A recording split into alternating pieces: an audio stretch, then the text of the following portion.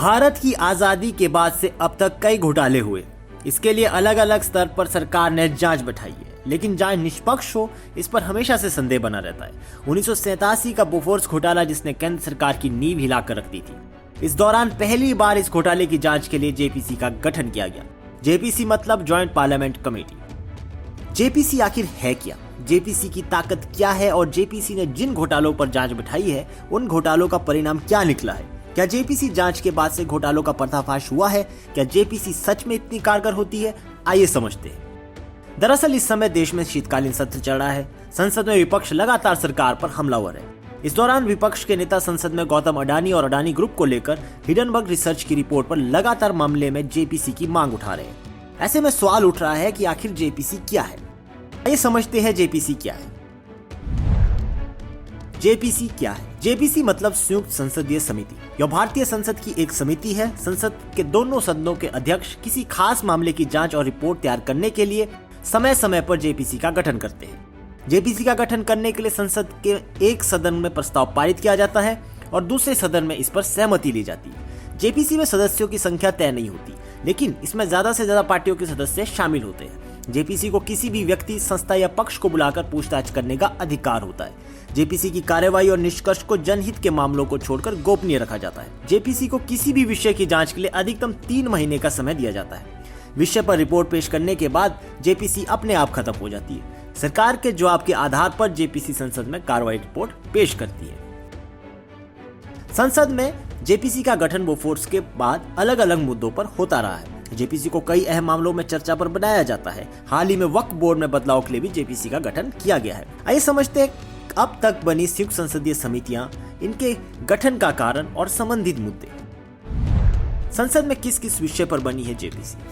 Bofors तोप घोटाला 1987। सबसे पहले जेपीसी का गठन वर्ष 1987 में तब हुआ था जब राजीव गांधी सरकार पर बोफोर्स तोप खरीद मामले में घोटाले का आरोप लगा था। स्वीडन के रेडियो ने सबसे पहले 1987 में इसका खुलासा किया। इसमें राजीव गांधी परिवार के नजदीकी बताए जाने वाले इतालवी व्यापारी ओतावियो क्वात्रोची का नाम सामने आया था। इसमें कुल 400 बोफोर्स तोपों की खरीद का सौदा 1.3 अरब डॉलर में किया गया था। 1987 के बाद से ही देश में बोफोर्स सौदे को लेकर काफी बहस हुई और इस पर उठने वाली शंकाओं को लेकर संसद को संयुक्त संसदीय समिति बनानी पड़ी। माना जाता है कि इसी वजह से साल 1989 में हुए आम चुनाव में कांग्रेस की हार हो गई थी। दूसरी बार जेपीसी का गठन वर्ष 1992 में हुआ था, जब पीवी नरसिम्हा राव की सरकार पर सुरक्षा मामलों एवं बैंकिंग लेन देन में अनियमितता का आरोप लगा था। बाद में 1996 में आम चुनाव हुए तो उसमें भी इसकी वजह से कांग्रेस को हार झेलनी पड़ी थी। स्टॉक मार्केट घोटाला 2001। तीसरी बार 2001 में स्टॉक मार्केट घोटाले को लेकर जेपीसी का गठन किया गया था। हालांकि इसका कोई खास असर देखने को नहीं मिला। सॉफ्ट ड्रिंक्स और अन्य पेय पदार्थों में कीटनाशक का मामला 2003। 2G स्पेक्ट्रम घोटाला 2011।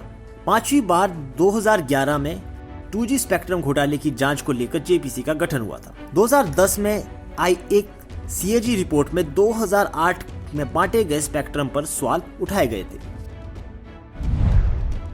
वीआईपी चॉपर घोटाला 2013 में छठी बार वीआईपी चॉपर घोटाले को लेकर जेपीसी का गठन हुआ था। भारतीय वायुसेना के लिए 12 वीआईपी हेलीकॉप्टरों की खरीद के लिए एंग्लो इतालवी कंपनी अगस्ता वेस्टलैंड के साथ 2010 में किए गए 3600 करोड़ रुपए के करार को जनवरी 2014 में भारत सरकार ने रद्द कर दिया।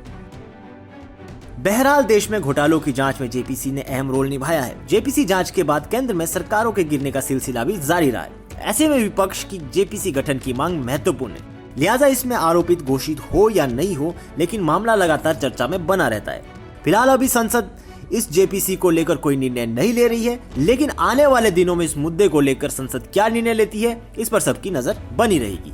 Bureau report, Punjab Kesari TV. हमसे जुड़े रहने के लिए हमारे YouTube चैनल को सब्सक्राइब करें और नई वीडियो की नोटिफिकेशन के लिए बेल आइकॉन को दबाएं।